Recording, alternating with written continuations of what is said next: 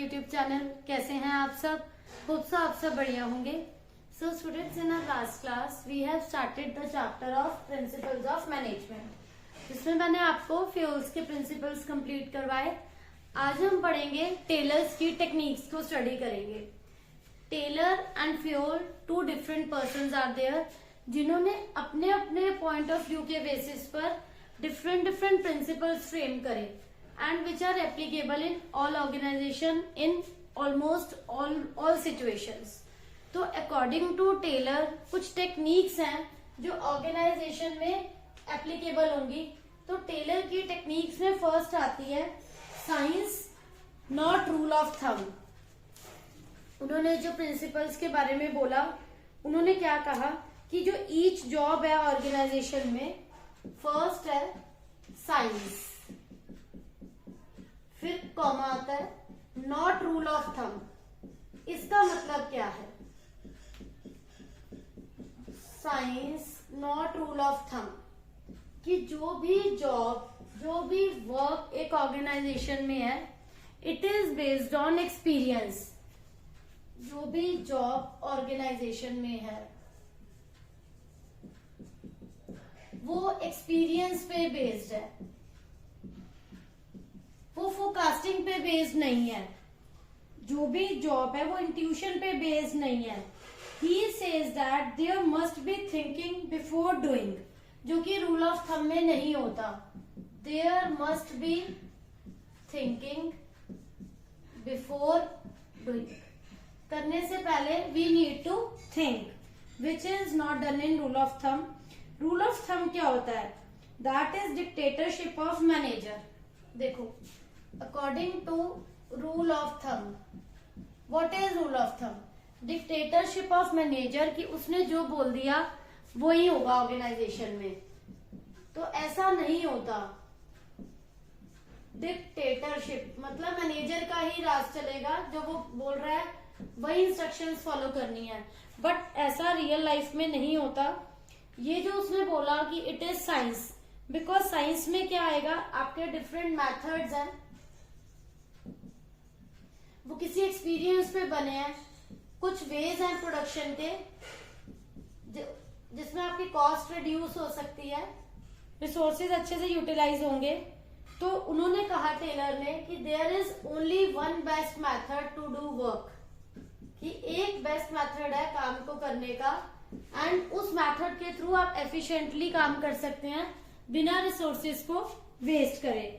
For example, in rule of thumb उन्होंने बोला standard time required to do a particular job is decided by manager on the basis of past experience, कि जो भी standard time हम fix करें for workers, that is based on past experience.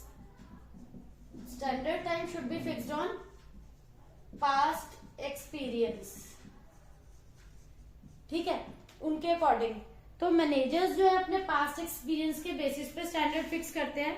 Taylor ने insist करा कि जो standard time है एक जॉब का, it should be set up scientifically by performing time study in the organisation and then days target should be fixed. और rule of thumb में क्या होता है कि जो भी आप स्टैंडर्ड टाइम फिक्स करोगे वो पास्ट एक्सपीरियंस के बेसिस पे करोगे। लेकिन जो साइंस है वो क्या कहती है, ऑर्गेनाइजेशन के एटमोस्फेयर को देख के, ऑर्गेनाइजेशन की सिचुएशंस को देख के टारगेट फिक्स होते हैं, न कि पास्ट एक्सपीरियंस के बेसिस पर। This is rule of thumb, कि जो भी टाइमिंग्स है वो पास्ट एक्सपीरियंस के बेसिस पे होगा। ऐसा नहीं होता, ये ऑर्गेनाइजेशन की सिचुएशन के अकॉर्डिंग होता है। जो ऑर्गेनाइजेशन में सिचुएशन प्रिवेल करेंगी उस पर डिपेंड करता है। तो दिस इज यहाँ पर आएगा science not rule of thumb नहीं है। जो भी ऑर्गेनाइजेशन में जॉब है, वर्क्स हैं, वो साइंस के अकॉर्डिंग चलते हैं। Manager should not take decision based on his intuitions, ठीक है, वो इंट्यूशन के बेसिस पे काम नहीं करेंगे, एक्चुअल सिचुएशन को देख के करेंगे। नेक्स्ट आता है harmony not Discord. Second technique जो उन्होंने बोली, हार्मनी। हार्मनी इज मिलकर, नॉट डिस्कॉर्ड लड़ाई करके नहीं, मतलब फ्रस्ट्रेशन रख के काम नहीं होगा, म्यूचुअल अंडरस्टैंडिंग से होगा, नॉट डिस्कॉर्ड। फ्रस्ट्रेशन से वर्क नहीं होगा। There should be cooperation among workers, there should be unity. अगर राइवलरी रहेगी वर्कर्स में तो अच्छे से ऑर्गेनाइजेशन गोल को अचीव नहीं किया जा सकता। टेलर ने क्या कहा, in each and every organisation there are 2 groups of people, एक वर्कर ग्रुप होता है एंड एक मैनेजमेंट ग्रुप होता है। टेलर ने ये बात बताई, there is one workers group and another is, this is first group and second is management group. दोनों में म्यूचुअल अंडरस्टैंडिंग होनी चाहिए, दोनों एक दूसरे की अगर प्रॉब्लम्स को समझेंगे, दोनों एक दूसरे की को अंडरस्टैंड करेंगे, in that case only organisation objective can be achieved. दोनों में हार्मनी होनी जरूरी है। Management should share the gain of company with workers, at the same time workers को भी अपना बेस्ट देना चाहिए, वर्कर्स को मैक्सिमम ऑप्टिमम यूटिलाइज करना चाहिए, रिसोर्सेज को एफिशिएंटली काम करना चाहिए, एंड मैनेजमेंट को अपने प्रॉफिट्स में से पूरा प्रॉफिट शेयरिंग में उनको कंट्रीब्यूट करना चाहिए, सो दैट वो मोटिवेट रहे काम करने के लिए, उन्हें लगे, ऐसा फील करवाना कि they are important part of organisation. तो ये म्यूचुअल अंडरस्टैंडिंग चाहिए। The main objective of worker is to earn more and the objective of management is to maximise production instead of discord for each others objective. देखो बच्चों, जो workers का main objective है वो क्या होता है कि हमारी अर्निंग अच्छी हो, सैलरी अच्छी हो, एंड जो मैनेजमेंट का मेन ऑब्जेक्टिव होता है वो होता है उनको मैक्सिमाइज प्रॉफिट करना है। तो दोनों को एक कॉमन गोल के लिए वर्क करना है। प्रॉफिट मैक्सिमाइज होगा तो उन्हें अच्छी सैलरी, उन्हें अच्छी कमीशंस मिलेंगी। तो देयर मस्ट बी एक paternalistic style of management. In Japanese companies ये प्रिंसिपल अप्लाई होता है कि मैनेजर्स वर्कर्स को एज अ फैमिली का पार्ट ट्रीट करते हैं, और वर्कर्स भी अपनी एजुटेशन नहीं शो करते उन्हें स्ट्राइक्स करके, रादर वो अपने आप को एक they tie up black ribbon to show their dissatisfaction. अगर उन्हें ऐसा लगता है, अगर उन्हें सिंपैथी चाहिए मैनेजर्स की, तो managers should work side by side, they should help them. जहां भी उन्हें रिक्वायरमेंट है उन्हें कोऑपरेट करो, उनकी वांट्स को सेटिस्फाई करो। दोनों के इंटरेस्ट क्या होने चाहिए, बेसिकली सेम होने चाहिए। अगर दोनों के इंटरेस्ट सेम नहीं होंगे तो it will create problem for the firm. Then इसके बाद नेक्स्ट आता है third, cooperation not individualism. Now what is this cooperation not individualism? This principle is based on, like आपको फ्यूल में मैंने आपको प्रिंसिपल करवाया था कोऑपरेशन का, उसमें क्या था, कोऑर्डिनेशन, मिलजुल कर काम करना है। वर्कर्स अगर मिलजुल कर काम नहीं करते, उनके बीच में डिस्प्यूट्स रहते हैं, उनके माइंड में फ्रस्ट्रेशन रहती है दूसरों के लिए, in that case organisation objective can not be achieve. Third is cooperation not individualism. अगर फर्म अपने बारे में सोचेगी एंड वर्कर्स अपने बारे में सोचेंगे, like workers are doing work, वो क्यों कर रहे हैं, सैलरी के लिए, and management is doing work for organisational objective. Individualism की जो फीलिंग है वो पर्सनल लेवल पर आती है, एंड अगर आप ऑर्गेनाइजेशनल ऑब्जेक्टिव को सोचेंगे तो अल्टीमेटली पर्सनल ऑब्जेक्टिव भी अचीव होता है। यहाँ पर वर्कर्स को जो है वो काम करना है इन कोऑपरेशन विद ईच अदर। अगर वर्कर्स में यूनिटी रहेगी, कोऑपरेशन रहेगा, यूनिटी कोऑपरेशन, तो प्रॉब्लम नहीं आएगी, बिकॉज म्यूचुअल अंडरस्टैंडिंग से ही ऑर्गेनाइजेशन ऑब्जेक्टिव्स को अचीव किया जा सकता है। तो मैनेजमेंट मस्ट टेक वर्कर्स को उन्हें कॉन्फिडेंस में लेना पड़ेगा before setting up of standard task for them, क्योंकि जब स्टैंडर्ड फिक्स करे जाते हैं वो इस टाइप के स्टैंडर्ड्स होने चाहिए विच आर अचीवेबल।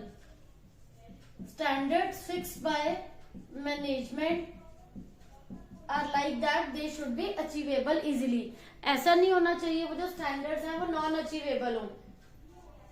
उनके टैलेंट को ध्यान में रखते हुए, वर्कर्स की कैपेसिटी को माइंड में रखते हुए, अगर हम वर्कर्स के टैलेंट बेस्ड टारगेट नहीं फिक्स करेंगे, उनके स्किल के अकॉर्डिंग, टैलेंट के according, in that case they will never be able to achieve the objectives of the firm, and उससे उनके मन में फ्रस्ट्रेशन आएगी कि वो टारगेट्स नहीं अचीव कर पा रहे, उन्होंने इंटेंशनली इस टाइप के टारगेट्स दिए हैं जो नॉन अचीवेबल हो। तो वर्कर्स की माइंड में वो फ्रस्ट्रेशन नहीं आनी चाहिए। मैनेजमेंट को यहाँ पर कोऑपरेट करना चाहिए, उनकी कैपेबिलिटी के अकॉर्डिंग असाइन करना चाहिए। एंड अगर वर्कर्स को कुछ प्रॉब्लम है तो there should be open communication system should be there.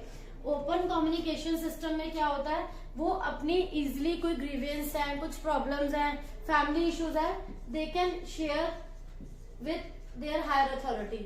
Open communication में वेलकम होना चाहिए, ये सिस्टम होना चाहिए फॉर किसके लिए होना चाहिए, फॉर वर्कर्स, ताकि इफ इन केस उनके कुछ ग्रीवियंस हैं या उनके कुछ पर्सनल इश्यूज है, कोई मेडिकल प्रॉब्लम है, हेल्थ फैसिलिटी चाहिए, मेडिकल फैसिलिटी चाहिए, बच्चों के लिए कुछ स्कूलिंग की प्रॉब्लम है, they can easily share with their higher authority. For example, while assigning job to workers, if management asks them about their interest and then accordingly वो work assign करें, तो डेफिनेटली जो वर्कर्स हैं वो अपना best देंगे, because जो targets assign करे गए हैं वो उनके इंटरेस्ट के बेसिस पे दिए गए हैं। One more principle can be applied here, जो फ्योल ने दिया था, यूनिटी ऑफ डायरेक्शन था, एंड वन इज उसमें क्या था कि आप वर्कर्स की स्पेशलिटी के अकॉर्डिंग उन्हें टारगेट्स देते हैं, वर्कर्स से पूछकर, सो दैट वो अपना 100% जो है यहाँ पर दे सके। उसमें क्या होता है, आप डिवीजन ऑफ वर्क करते हैं, according to specialization work assign करते हैं। Division of work, whole burden should not be given to a single person. Specialization of work में आप पूरे वर्क को डिवाइड कर देते हैं according to different specialization, talent, skill and knowledge. Like production manager को प्रोडक्शन से रिलेटेड काम दिया, या कोई फाइनेंस से रिलेटेड काम है तो वो फाइनेंस वाले पर्सन को, या मार्केटिंग वाले पर्सन को। तो अकॉर्डिंग टू स्पेशलाइजेशन देने से उनका 100% हम अचीव कर पाएंगे, वो अपना 100% टैलेंट हमें दे पाएंगे। देन लास्ट इज द, इसमें जो आता है that is development of workers to their greatest efficiency and prosperity. Development, ये 4 टेक्निक्स थी which are given by Taylor. Development of workers, workers की अच्छे से डेवलपमेंट होनी चाहिए, टू देयर ग्रेटेस्ट एफिशिएंसी, जिस मैक्सिमम लेवल तक वो बढ़िया से कर सकते हैं, to their greatest efficiency, maximum वो जहां तक काम कर सकते हैं हमें उनकी वहां तक ट्रेनिंग प्रोवाइड करनी चाहिए, अकॉर्डिंगली वो वर्क कर सके। जहां पर नीड है, उन्हें काम नहीं समझ में आ रहा, हमें उनको प्रॉपरली गाइड करना चाहिए। इनिशियली फर्स्ट इज कि हम उन्हें वैसा वर्क दें जो उनके अकॉर्डिंग टू स्किल, नॉलेज या टैलेंट हो। Next is, it is not necessary कि हर पर्सन को उसकी नॉलेज है, वहां पर ये ड्यूटी बनती है फर्म की, मैनेजर्स की, वो अकॉर्डिंगली उन्हें ट्रेनिंग्स प्रोवाइड करें। There are so many methods of training, on the job training, off the job trainings, जो फर्दर हम डिटेल में पढ़ेंगे। तो अभी जो रिक्वायरमेंट है कि आप अकॉर्डिंगली ट्रेनिंग प्रोवाइड करिए वर्कर्स को। ट्रेनिंग से क्या है, उन्हें प्रॉपर नॉलेज मिलती है। अगर वो जीरो है, उन्हें उस चीज की बिल्कुल नॉलेज नहीं है, तो उन्हें उसके बारे में पता चलता है, स्किल्स डेवलप होती हैं, टैलेंट डेवलप होता है। देन वन स्टेप इज कि आप उन्हें मोटिवेट कर रहे हैं। मोटिवेशन के भी मेथड्स हैं वर्क को करने के, उसमें रिक्रूटमेंट के मेथड्स भी आता है। मोटिवेशन के मेथड्स में फाइनेंशियल भी मोटिवेट करते हैं हम वर्कर्स को कि वो अपना 100% दे, एंड नॉन फाइनेंशियली भी मेथड हैं जिससे हम उन्हें मोटिवेट करते हैं काम को करने के लिए।